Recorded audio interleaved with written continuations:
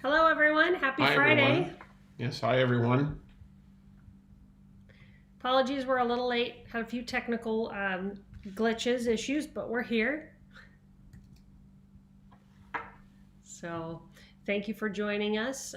Hope that the weather is as nice in your neck of the woods as it is for us. We've been having like 72 and sunny. So they're going to start having to call us LA Midwest or something like that. No, San Diego. San Diego Central. Yeah. Yeah, wondering if any of y'all caught the game last night and what your thoughts were on the officiating and mistakes that gave the game to the Chiefs. But we have a lot this week that we're going to discuss, so I'm going to get right into it. First, I'm going to mention a couple of deals. Hey, Aaron, happy Friday as well. Some deals are out there. A couple new ones, a couple ones that are still ongoing. So Peacock, which the game tonight is on exclusively, is offering a deal for $4.99 a month for your first 4 months, so about 30% off. That deal ends at the end of the day today. So that is a decent deal. Fubo is still offering $30 off a month. And DirecTV Stream, which we're going to talk a lot about today, they tweaked their deal a little bit. It's $15 off for the first 2 months of entertainment, which is the base plan, and $20 off a month for the first 2 months on its higher tier plans. Paramount Plus is still having its promo of half off either of the plans, so 30 or 60 for a year, and that's good through the 23rd. And YouTube TV just announced a 3-week free trial, and it still has our $8 off a month for the first 4 months. So plenty of deals out there. So getting into it, the first slate of NFL games, as you likely know. Thanks, Jason. Thanks for stopping by. The first game, the first Friday night game tonight is Packers-Eagles exclusively on Peacock in Brazil. And so it's only on Peacock unless you live in the Green Bay, Milwaukee, or Philadelphia TV markets. Then the game will also be on NBC. Starting next Thursday, Thursday Night Football will be on Prime Video for the rest of the season. Fun fact about that game, you should tell them about where one team is and where the other is. Oh, yeah. In case you missed this. Read this yesterday. So the NFL, I don't know if it was the NFL or not, but the Packers are the visiting team. The Eagles are the home team. And the Eagles are basically like a stone's throw from the stadium. The Packers, their hotel is 2 hours away from the stadium, and so they have security concerns, are acting like a really true traveling team. And so, yeah, that's just interesting. And one other piece, we will not be here next Friday. We play, K-State plays Arizona next Friday night, so we will be tailgating at this time next Friday. So anyway. Anyone has any food suggestions for a Wildcat on Wildcat battle? Drop it in the chat. Yes. So we're going to start off with the DirecTV Stream Disney Dispute. This does not look like your normal everyday carriage dispute that has become too commonplace in the streaming and cable space lately. So this past Sunday, over 11 million DirecTV Stream, and Uverse customers lost access to Disney-owned channels.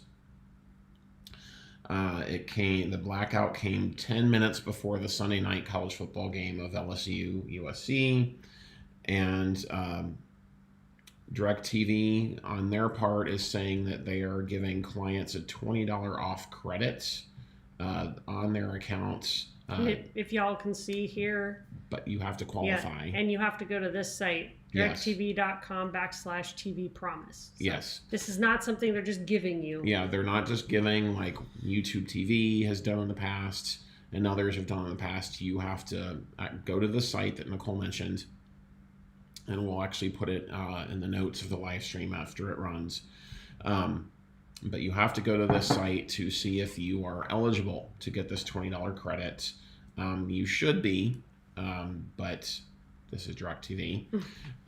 So this has gotten pretty nasty pretty quickly. Disney says that it wants a fair, quote unquote, fair market-based agreement that reflects the value of its content. DirecTV said in a press release that Disney is forcing it to agree to waive all future claims that Disney's behavior is anti-competitive, and that any future lawsuits must be adjudicated in California, not New York, since that is where the Southern District of New York judge ruled against Venu.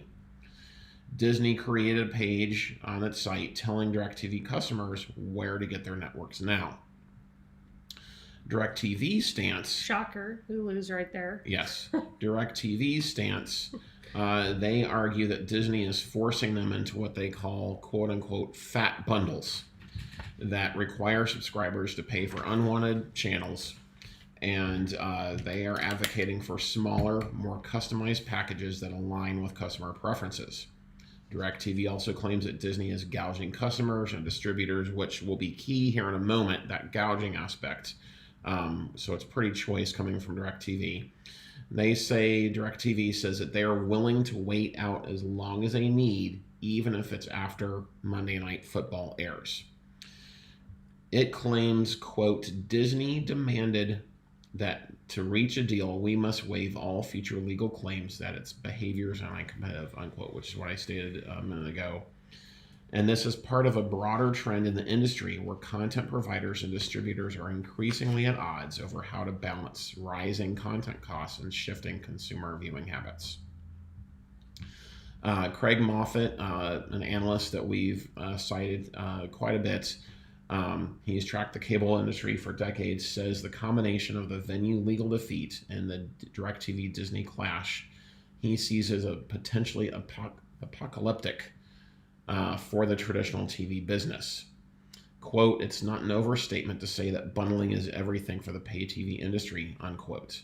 And claims, and he wrote to clients on Tuesday, quote, without it, what's left of linear TV, or at least its economics, would rapidly unravel, replaced by a punishing a la carte model that even at stratospheric prices for the must-have networks wouldn't come close to replacing the lost revenues of the current model, unquote. So this really is a lot about bundling. Bundles are being challenged by customers and distributors, and Disney has claimed that they have made proposed several options, including a sports-centric package that packages ESPN and ABC to keep its large amount of customers on DirecTV, but that hasn't stuck yet. So that choice part on DirecTV's stance, they announced this morning, about an hour and a half, 2 hours ago, a price hike in the midst of this, what is seemingly on the surface a bad carriage agreement. They announced it this morning, starting on October 6th.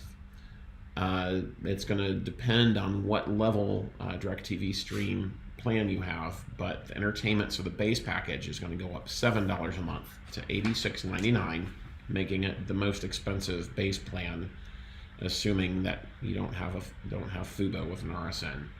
Choice is going to go up $6 to $114.99, Ultimate $10 to $129.99, and Premier $5 to $169.99. This is after two price hikes in 23, in January and November, and no value add because of it. So that there's a lot there.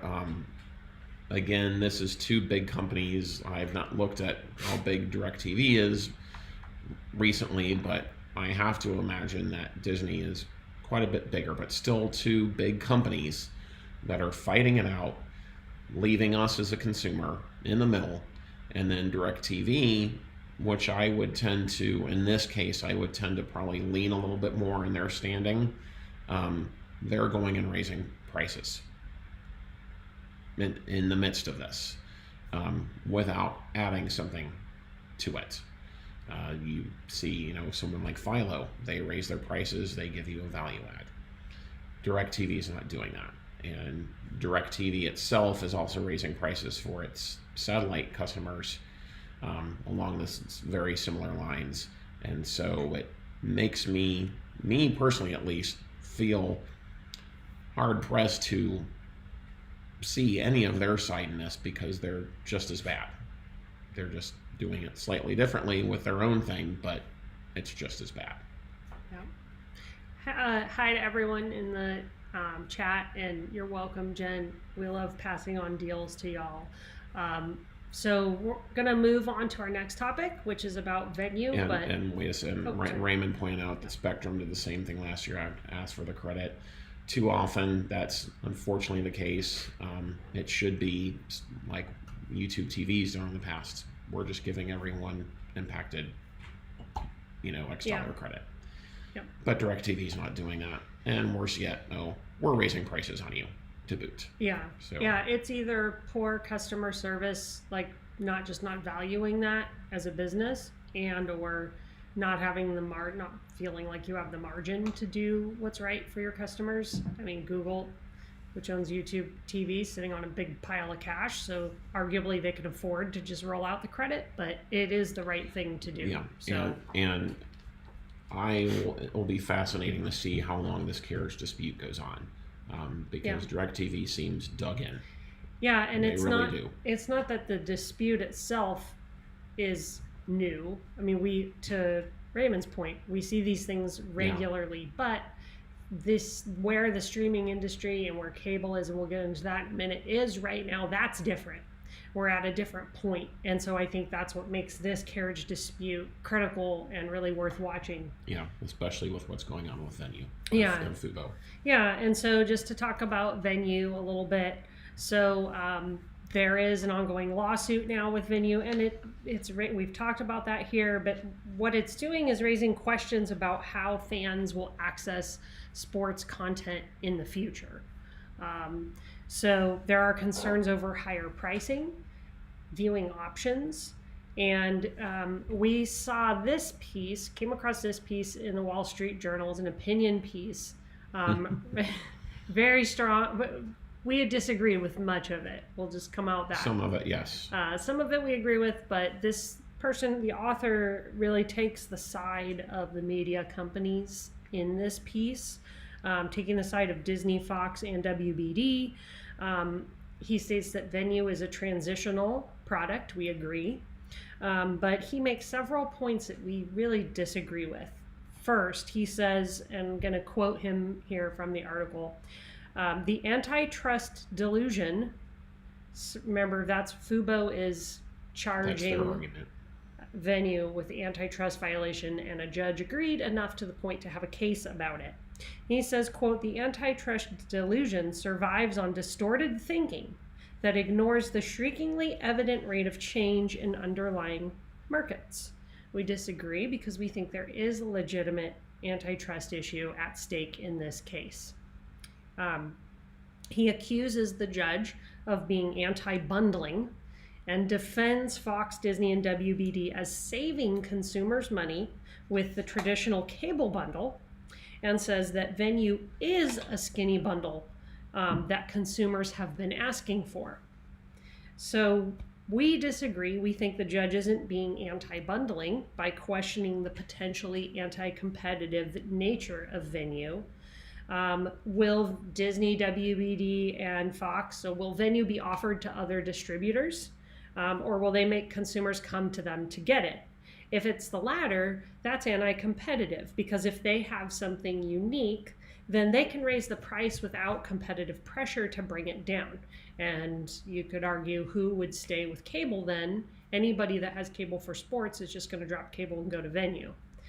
And to be fair, we do also definitely see where Fubo is wrong in this. So we can see both sides in this. It's just this article, it was choice. And my personal favorite was, in the middle of the argument, he glosses over his disclosure.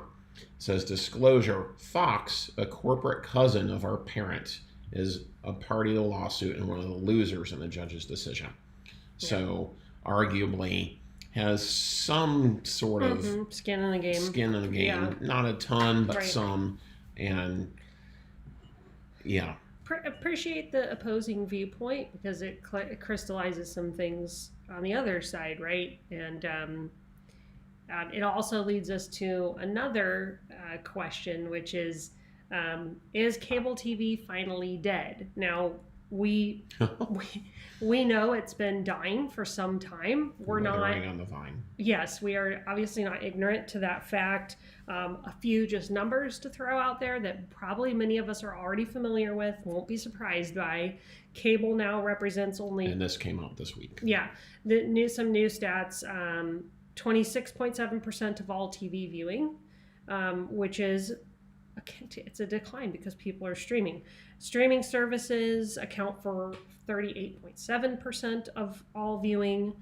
Broadcast TV represents now only 20% of viewing. And, there's a lot of reasons for that. One of those is that networks and cable and broadcast networks are pulling their premium content, the shows everyone wants to watch, increasingly pulling those off of broadcast and putting them on Peacock, on Paramount Plus, on their Hulu, on their own streaming platforms, because they want you to sign up for those. So it's logical. It makes sense. The reason I'm showing this headline here is that there is a financial aspect to all of this that's just worth looking at. Major media companies are writing down their cable assets. Here you see WBD had a stock dip because of that. It is saying, and this is the whole point of bringing it up, WBD is saying its cable networks are worth $9.1 billion less than what they say they are on paper. Yeah. And that happened with Paramount as well. Yeah, and you don't have to be a stock market junkie or anything to appreciate that it's just a sign, again, that the cable and satellite revenue model is in steep decline. And so, they really are collapsing. They used to be profitable for the studios. Now it's forcing reliance on streaming revenues, and that is still struggling to become profitable because it costs a lot of money to prop up a new way of distributing content. So why does all this matter? Well, it impacts the dispute that we're seeing between Disney and DirecTV because they're in a standoff now, and they know this is happening. And I think the cable networks, satellite networks like DirecTV, are trying to cling to what they can before the last gasp. And then someone like Disney doesn't want to give that, they don't want to give up anything either. So they are in a standoff. And just a few other points that show that. Even channels, cable channels like VH1, TBS used to have new content premiering there. Now it's largely reruns. So without content worth paying for, just to take DirecTV's side here, Fubo side, they're asking, why should we have to keep paying you more money when you're taking your content off? And why should our customers have to keep paying more for that content? So, it's not like cable TV. We're going to wake up tomorrow and it's going to be gone. I just talked to someone yesterday that still has a landline. Technologies get replaced by new ones. The older technologies don't die overnight. We still use radio. So I do think that when we look at where is this going, it doesn't surprise me to see analysts saying streaming's eventually going to look like what cable used to be. And I think what we're seeing change is how the content is distributed. Instead of cable, it's going to be coming over the internet, and companies like, isn't it AT&T that owns DirecTV? Or did? Yeah, it did. The companies, the Comcasts that are behind NBC and Peacock, the companies that control the internet fiber, they're just going to shift to making money off of that and delivering content over there. In the same way that someone like AT&T or Cox, who owns the cable wires, were charging you for that service as well as the content on it. So there's a few comments I want to address. With Venu on hold, what's our reaction to the Max plan as charge for the sports add-on for Bleacher Report sports add-on? We're going to address that, but we're not surprised by it. we don't like it, especially given that it's highly likely that WBD is not going to have the NBA after next season. And Bill is exactly right that sports is really the driver behind this, given that so much of what is watched live is sports and football.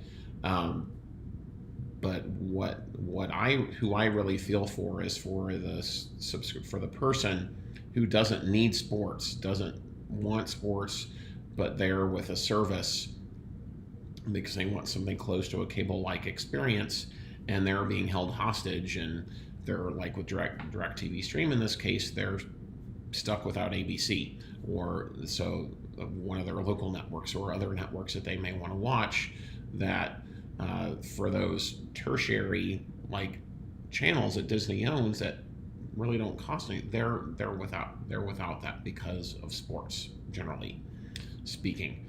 And I agree with you, Space Ghost.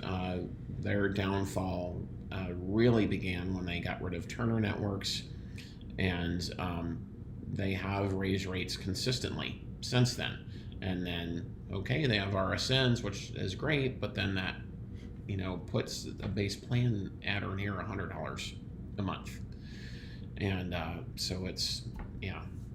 And Raymond, you're right. ESPN does charge the most for their channels. It's about $10 a month, a little under that. And that is true. It is interesting to me as well that that's what they're charging distributors. And we know that is not what we pay for those channels. So there's quite a bit of markup going on. Exactly. And so so next topic, we touched on this last week. It has changed. With RSNs, we had reported last week, or discussed last week, what had been reported that Amazon, that Prime Video is going to be pulling out of their reported $115 million investment into Bally, into Diamond Sports. That has changed, and there have been some other issues. They were in court again this week. Their Diamond's financial instability remains to be an issue. Let's see here. Judge ruled on, so Diamond Sports secured new deals with NBA and NHL teams for the 24-25 season, enabling them to continue broadcasting games for 13 NBA teams and 9 NHL teams. But it's Major League Baseball that's really the key piece in this. Major League Baseball isn't happy, and they understandably so. So Diamond Sports is given until April of next year to really say what they're going to do, and that's right in the heat of the beginning of the baseball season. So they're understandably concerned about this. So New York Times reported this, and so they were in court this week, and so this is a quote from New York Times. Judge Chris Lopez on Tuesday approved deals Diamond recently reached with both the NBA and NHL, calling them a step in the right direction. But contained in those agreements is a key date that has put MLB on the offensive. Both required Diamond to come out of bankruptcy by April 1st, shortly after the baseball season begins, unquote. And MLB has 12 total teams on Bally, 3 of which have contracts expiring at the end of this season. And they said on Tuesday that they would seek, quote, drastic legal action, unquote, if Diamond Sports can't speak sooner with regards to their plans for the 25 season. And then late yesterday afternoon, New York Post. So remember that Amazon had said last week, we're pulling out, we're not interested. That has changed now. And of course, we actually recorded a video that's going to be running on Monday that's going to be contrary to this, but came out yesterday afternoon. New York Post, quote, Amazon is in late stage talks for a contract to live stream on Amazon Prime this coming season all the Bally Sports broadcasts of 12 NBA franchises, as well as 5 MLB teams and 9 NHL teams, sources close to the situation said. And under this deal, Amazon will broadcast all NBA games that are not nationally televised for 12 teams. And another quote from the New York Post, A source said it is not exclusive, allowing Diamond to further expand its reach by signing deals with other platforms, including YouTube. And so, in the midst of this, with some teams trying to work out, as we discussed last week, work out deals to air free over the air in their city or other things, I take Prime Video stepping in as a good thing, generally speaking, but don't know, enough about it until more of it fleshes out. And and I agree with you, Space Ghost. It's a forced situation to pay for them, and that really shouldn't be the case when you're looking at like $12 to $15 a month. And for someone that doesn't want that, that just raises the price even more. And that flows in. That makes it harder for you to get. Yeah, makes it harder for you to get when you only have Fubo or DirecTV streaming. Why can't it be something like AMC Plus where you can add it on through any provider? Yeah, or you can get the Bally Sports Plus app. It's not very good. It's not very good, at least the last time we tested it. So this is still ongoing, and hopefully we'll have more news in the near future on that. And as was addressed in the comments, WBD came out this week, and it's reported that they are going to start charging for the Bleacher Report sports add-on. We've had it for 6, 8, 10, I can't remember how long it's been, since late last fall, and they're going to start charging streaming service customers an additional $9.99 a month for access to it for sports like NBA, MLB. They added like Mountain West games, and this really isn't. On one hand, it's really not surprising given that Venu is on hold, and they've been offering this for free for so long. But WBD feels the need to establish a clear streaming strategy for sports rights as its traditional cable networks decline. CEO David Zaslav is focused on transitioning WBD's lucrative sports rights programming, as they call it, such as March Madness and MLB playoffs, from cable to streaming, although that they are set in all likelihood to lose NBA rights. And despite losing NBA, Warner Brothers has added other sports like the French Open, Mountain West games, and Bloomberg reported on it saying, quote, "The future of major media companies, including Warner Brothers and ESPN, depends on solving the $20 billion challenge of monetizing live sports streaming, with Zaslav and ESPN's Jimmy Pitaro playing key roles in the upcoming sports bundle Venu." And it's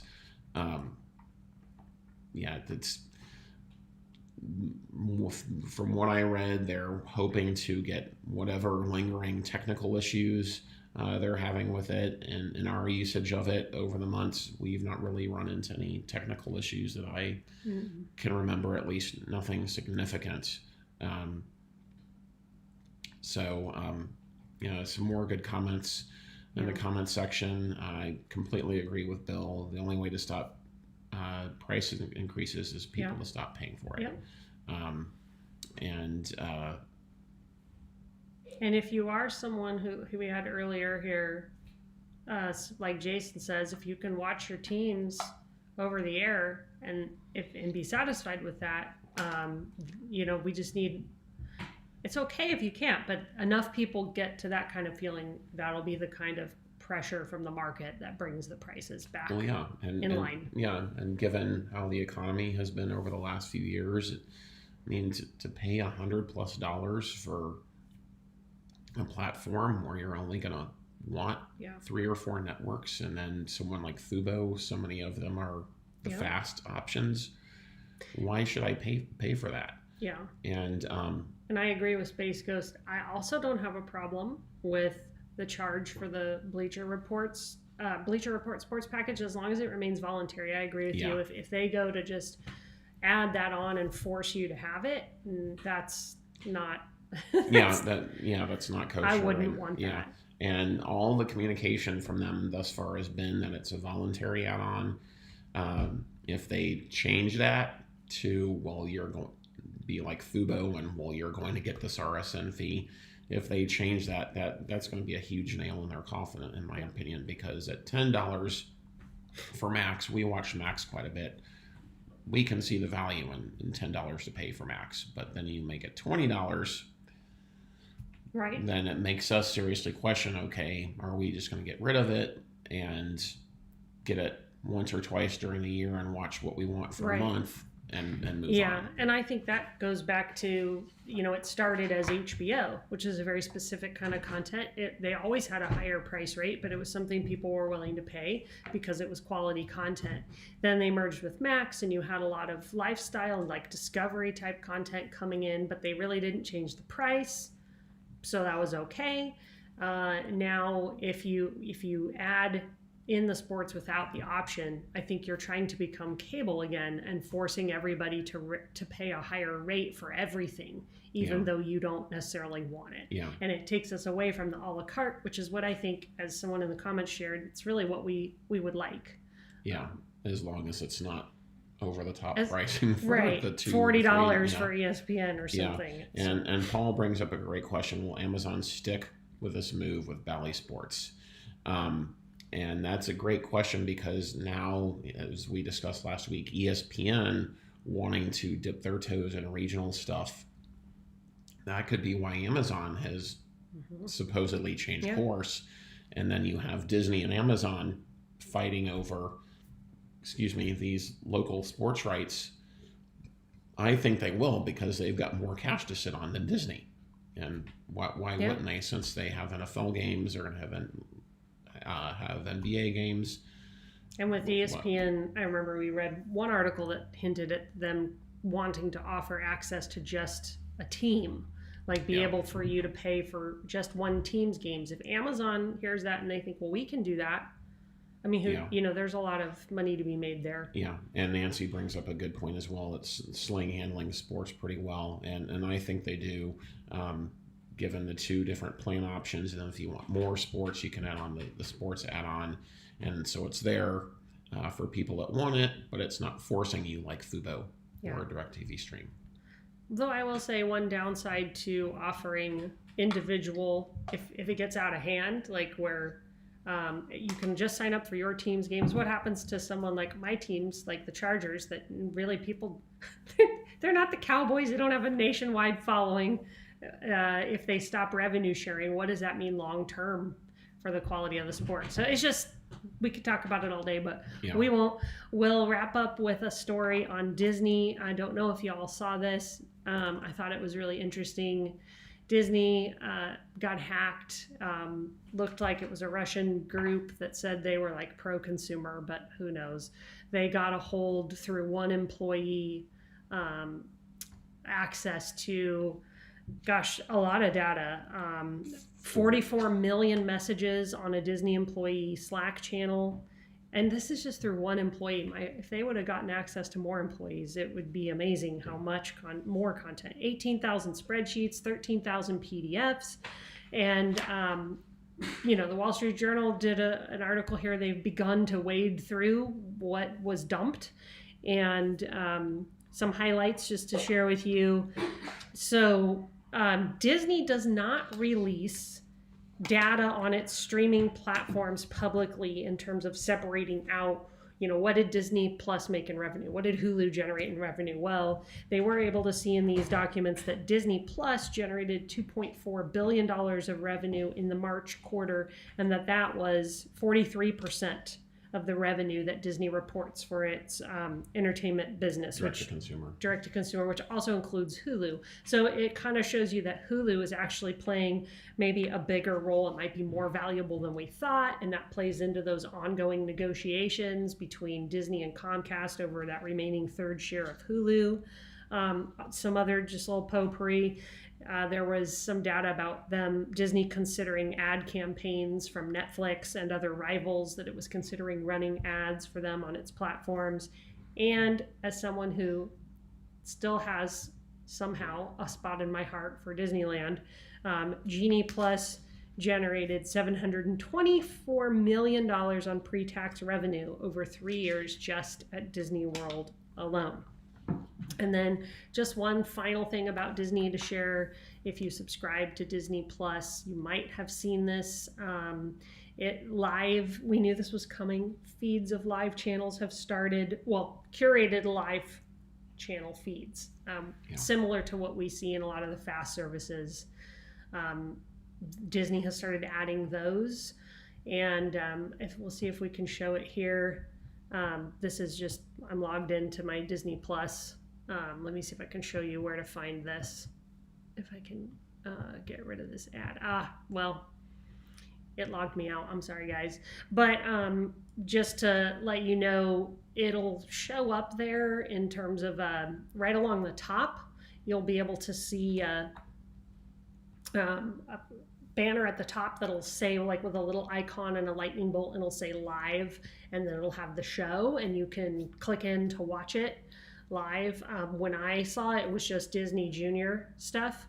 I know that's one of the feeds they're running, and so it was promoting whatever show was running. I think it was Bluey at that point, and you could click in and watch that live. And I noticed they did that again farther down on the home screen. As you're scrolling through content, it would have a big banner that said live. So something to keep an eye on. Great see and more all, of it. great and all, but I think they need to add ABC, like you can Peacock on NBC on Peacock, or CBS on Paramount Plus. Yeah, that's fair. Like live feed of ABC, Yes. because they have put in ABC News Live, but that is a free streaming channel available widely on fast services. So yeah, if they added a live feed of ABC, including your your locally aired NFL games, that would be interesting, wouldn't it? Yeah, so that was a lot this week. Thanks for hanging around for a few minutes longer. Just a few reminders, we won't be here next Friday because we will be tailgating at that time. Go K-State. And we will have in the notes of this live stream the site to go to if you're a DirecTV or DirecTV stream customers to see if you qualify for a credit. And don't forget about those deals that I mentioned at the top of the live stream if you're looking to save some money. Thanks, Jason, for the kind words. We appreciate you all joining in. It makes the work we put into it worth it. So thank you guys. Have a great weekend, and go Cats. Yes.